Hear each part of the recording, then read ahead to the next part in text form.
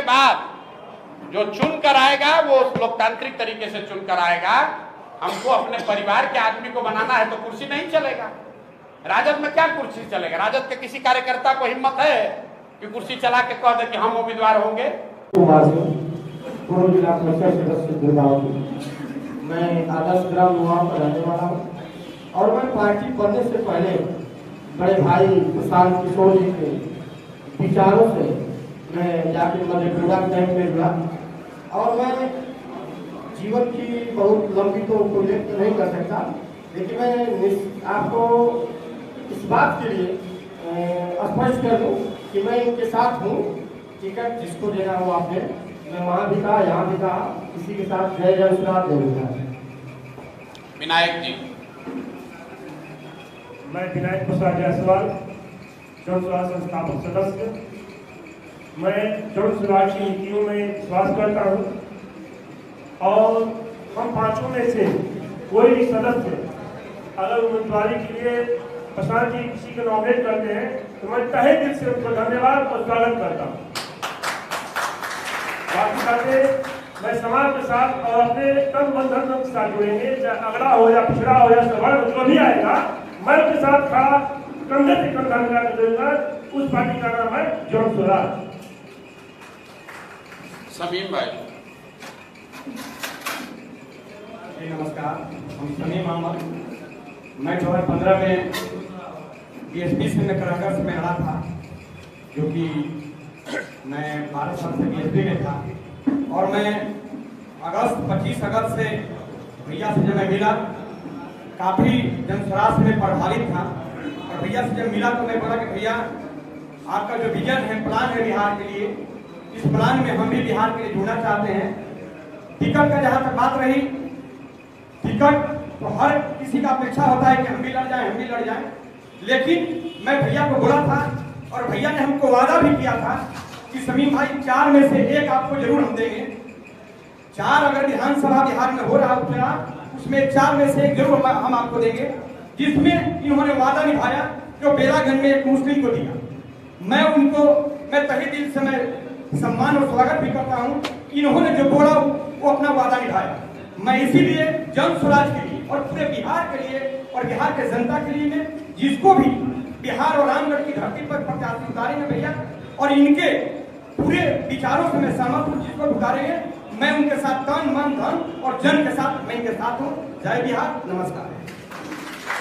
सुशील कुशवाहा जी। कुछ कहने से पहले यहाँ उपस्थित तमाम सारी मीडिया का मैं अभिनंदन और स्वागत करना चाहता हूँ और एक बात कहना चाहता हूँ। सब कोई आपस में नाम के आगे कुशवाहा से लगोले हुई, लेकिन हमारे बड़े भाई यहाँ उपस्थित हैं, सम्माननीय प्रशांत किशोर साहब, जो भी इस देश में दुनिया में इनका नाम लेता है तो कहता है प्रशांत किशोर रणनीति का, जैसा आप सब जानते हैं। तो मैं पूरा मैं बहुजन समाज पार्टी में 24 साल काम किया और जितने भी दल लेकर रहे सबका एक ही फोकस रहा कि बिहार का, झारखंड का, उड़ीसा का, पंजाब का देश की तरफ निधि घुमा देंगे। मैंने देखा फेसबुक, व्हाट्सएप के माध्यम से ये पहला इस देश का सम्मानीय नागरिक जो इस बात को बोले कि भारत के निधि को मैं बिहार की तरफ घुमा दूंगा। मैं स्वागत करना चाहता हूं ऐसे जमात साथी का और मैं जब तक जिंदा रहूंगा यह मेरा वादा और कोशिश है इस रणनीतिकार के साथ मिलकर के इस बिहार के बदहाली, इस बिहार के शिक्षा, स्वास्थ्य जैसे कैसे आगे बढ़ेगा, मैं इनके साथ काम करने का काम करूंगा और यही मेरा कहना है। बहुत बहुत धन्यवाद। देखिए, आप आए हैं सुनने की उम्मीदवार कौन होगा। बिहार में इस तरह की चीज आपने पहले नहीं देखी होगी, क्योंकि जितना संभावित उम्मीदवार होता है वो कमरे के अंदर उससे बात होती है, पैसे का डील होता है, लोग अपना अपना लॉबी बनाते हैं, अपना अपना गुट बनाते हैं। यहाँ भी जो लड़ने की इच्छा रखता है सबकी अपनी व्यक्तिगत महत्वाकांक्षा है, लेकिन प्रेस और मीडिया के सामने सभी साथियों ने आकर ये कहा है कि हम जन सुराज से जुड़े हैं और सिर्फ इसलिए जुड़े हैं कि चाहते हैं कि बिहार में व्यवस्था का परिवर्तन हो, यहाँ से गरीबी, बेरोजगारी खत्म हो, पलायन रुके और इसके लिए हम लोग सब लोग संकल्पित हैं। लड़ेगा तो कोई एक व्यक्ति ही, लेकिन रामगढ़ की जनता के पास ये अवसर है ये चुनने का, बताने का कि इसमें से सबसे योग्य वो किसको समझते हैं। ये प्रशांत किशोर की क्षमता नहीं है कि हम बता दें कि सबसे योग्य कौन है। इन पांचों का नाम चल रहा है, मुझे एक दिन और समय दीजिए। जन सुराज से जुड़े हुए जितने साथी हैं, मैं जान रहा हूं सबके मन में उत्सुकता है, भैया जल्दी घोषणा कीजिए। बगल में कृष्णा भाई बैठे हुए हैं, कल बोले हैं भैया निर्णय लीजिए, बंदूक में गोली भर के दागिए, हम लोग सब तैयार हैं। वो भी एक तरीका है, लेकिन लोकतंत्र है। लोकतंत्र में आपका मत, जनता का मत सब सर्वोपरि है। प्रशांत किशोर चाहे जितने बड़े रणनीतिकार हो, जनता से बड़ा रणनीतिकार कोई नहीं है। तो मैं आज ये पांचों नाम घोषित कर रहा हूं। नाम ये फाइनल इसलिए नहीं आपको घोषित किया कि 4 नाम चर्चा में था, एक नाम का चर्चा अभी आपसे पहले नहीं हुआ। वकील साहब जो आज अभी नाम घोषित हुआ है, तो रामगढ़ की जनता को ये अवसर मिलना चाहिए, जो साथी हम लोग से जुड़े हुए हैं, कि उनके नाम पर भी वो अपना फीडबैक कर दे। अभी 1-2-4 घंटे में हमारे साथी जो जमीन पर हैं वो उस काम में लगे हुए हैं। आप हमको कल सुबह आपके व्हाट्सएप पर ये सूचना 11 बजे आ जाएगी। जन सुराज का उम्मीदवार 25 तारीख को अपना नामांकन करेगा। 24 तारीख को बेलागंज और इमामगंज के उम्मीदवार अपना नामांकन कर रहे हैं, और 25 तारीख को सुबह में तरारी के उम्मीदवार अपना नामांकन कर रहे हैं। 25 तारीख को दोपहर में 1 बजे रामगढ़ के जन सुराज के उम्मीदवार अपना नामांकन करेंगे। ये सारी बातें तय हैं। इन 5 में से कौन उम्मीदवार होगा इसकी घोषणा कल 11 बजे करेंगे। अब आपका कोई सवाल हो तो आप कर सकते हैं। बहुत बहुत धन्यवाद। रामगढ़ में पेंच फंसा नहीं है। रामगढ़ में दिक्कत ये है कि यहाँ ये जो क्षेत्र है ये राजनीतिक जमींदारों का क्षेत्र है। लोगों ने रामगढ़ को अपनी राजनीतिक जमींदारी का क्षेत्र बना रखा है, और सामान्य सर्वे करने में भी, लोगों से उनकी मंशा जानने में भी थोड़ा समय लग रहा है। यहाँ पर जो लोग हैं उनकी दबंगई, राजनीतिक दबंगई इतनी है कि नीचे से लोगों को निकालने में थोड़ा समय लग रहा है। इस बात का भी आप ध्यान रखिए कि अभी हमारी यहाँ पदयात्रा नहीं हुई है, जो मैंने पहले कहा, हमारा संगठन नहीं है। तो सामान्य लोगों से जाकर रामगढ़ में पेपर पर 431 गांव है, लेकिन जमीन पर यहाँ सर्वे कीजिएगा, जाइएगा तो 239 गांव है। बाकी गांव पेपर पर है, गांव जमीन पर नहीं है। गांव इसलिए नहीं है कि मतलब वो मर्ज हो गया है या 2 गांव मिलकर एक हो गया है। तो 239 गांव में इन 5 व्यक्तियों के बारे में जाकर सर्वे करना, थोड़ा सा 2 दिन समय दीजिए। हम लोग रात दिन लगे हुए हैं, 1 दिन में पता चल जाएगा। आपको तो ये तो पता चल ही गया, इसी 5 में से कोई होगा। अब कौन होगा उसके लिए 12 घंटा और सही। और चुनाव की प्रक्रिया तो 28 तारीख से शुरू होगी। 25 तारीख तक नामांकन करना है। 28 तारीख तक स्क्रूटनी के बाद पता चलेगा कि भाई किसका नामांकन स्वीकार हुआ, उसको सिंबल क्या मिला। एक और बात आप समझिए, जो पूरी व्यवस्था बनी हुई है ये इनकम्बेंट प्रो इनकम्बेंट है। बिहार में नहीं, देश में। आप नया दल बनाए हैं, आपको सिंबल नहीं मिलेगा। सिंबल आपको मिलेगा 28 तारीख को। आप नया दल बनाए हैं तो आपको कागज पर ज्यादा स्क्रूटनी है। इसलिए ऐसा जो व्यवस्था है कि जो पहले से स्थापित दल है उनको एडवांटेज है। इसीलिए तो कोई नया लड़का, नया समाज का व्यक्ति नया दल बनाकर प्रयास नहीं कर पाता है। लेकिन जन सुराज इससे घबराने वाला नहीं है। हमने कुछ लोग कह रहे हैं प्रशांत किशोर फंस गया, प्रशांत किशोर फंस गए हैं, समझ में नहीं आ रहा है।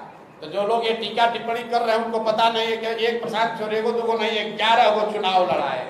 ये तो 4 गो विधानसभा है। दबाव इस बात का है कि 10 दिन पुरानी पार्टी है, लेकिन राज्य भर में सबसे ज्यादा स्क्रूटनी हो रहा है कि जन सुराज किसको उम्मीदवार बनाता है, अच्छा बनाता है कि खराब बनाता है। दूसरा आदमी चोर को कर दिया, बालू माफिया को कर दिया, कोई शराब माफिया को कर दिया। पत्रकार बंधु उस पर कमेंट नहीं कर रहे हैं। आप लोग ये कमेंट नहीं कर रहे हैं कि तरारी में कोई बाहुबली अपने लड़के को लड़ा रहा है। आप ये कमेंट नहीं कर रहे हैं कि मांझी जी अपने पतोह को लड़ा रहे हैं। आप ये कमेंट नहीं कर रहे हैं कि सुरेंद्र यादव का लड़का ही चुनाव लड़ेगा, जगदानंद का लड़का ही चुनाव लड़ेगा। आपकी अपेक्षा है और सही अपेक्षा है कि जन स्वराज किसको लड़ाएगा। इतना जो दबाव है तो इसलिए हम लोग को भी बहुत संभल कर चलना पड़ रहा है। मैं आपके पेशेंस के लिए आपका धन्यवाद कर रहा हूं, लेकिन भरोसा रखिए जैसे 3 विधानसभा क्षेत्रों में सही निर्णय हुआ है मेरी समझ से, यहाँ पर भी सही निर्णय होगा, कल आपको बता देंगे। बात है पुनीत जी से जरा सवाल पूछिएगा कि प्रशांत किशोर पांडे ने कहा है कि जब एमएलसी चुनाव अभी लड़ रहे थे आधिकारिक तौर पर, तो प्रशांत किशोर के कैंप में 2 बार मदद मांगने काहे गए थे। आधिकारिक तौर पर कैमरे पर कह रहे हैं।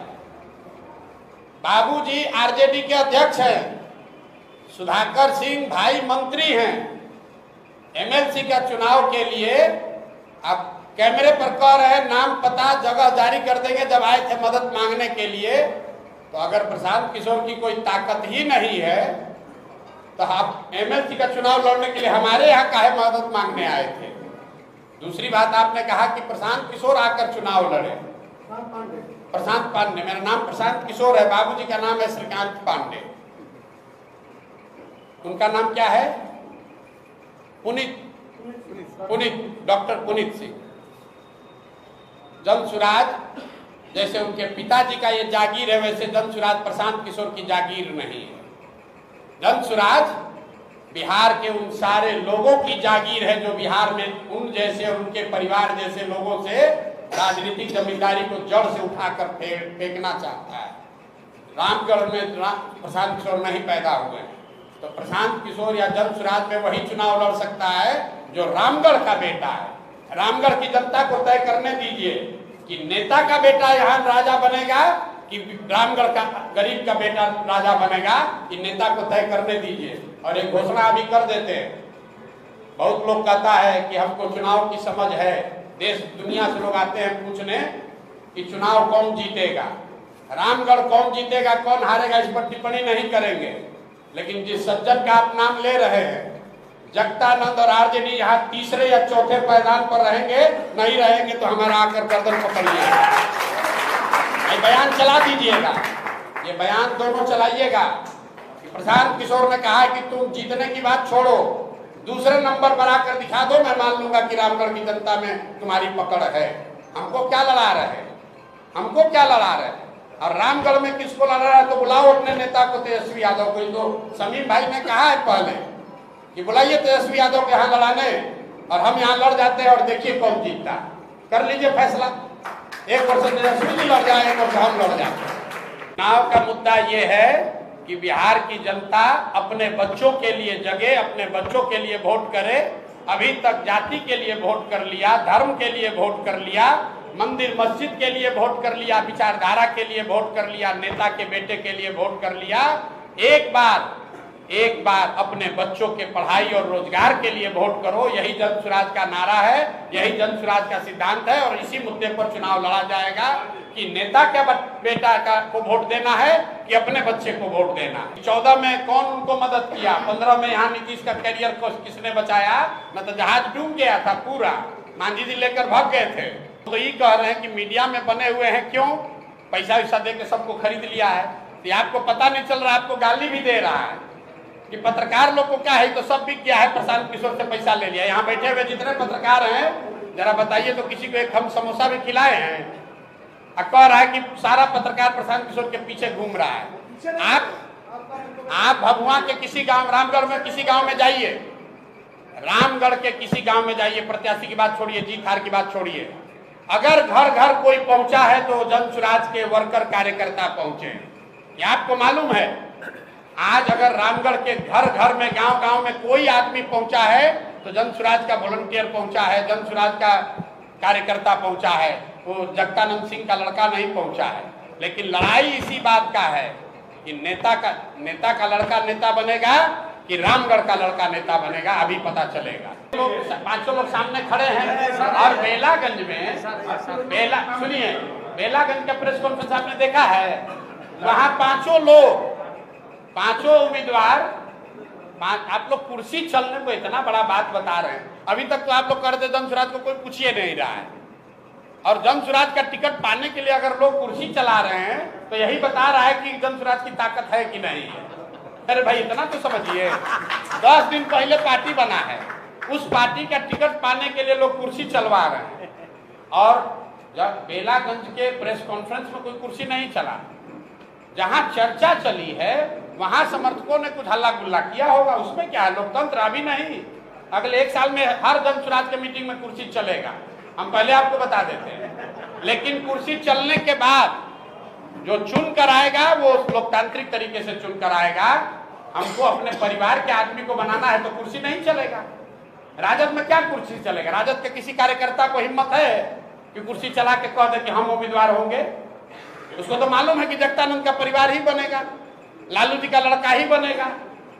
तो आप बता दीजिए कि आप राजतंत्र में, परिवार तंत्र में भरोसा रखते हैं, वो ठीक है, कि जहां हल्ला गुल्ला हो, लोकतंत्र जिंदा हो, वो ठीक है? आप तय कर दीजिए। चलिए भैया, बहुत बहुत धन्यवाद।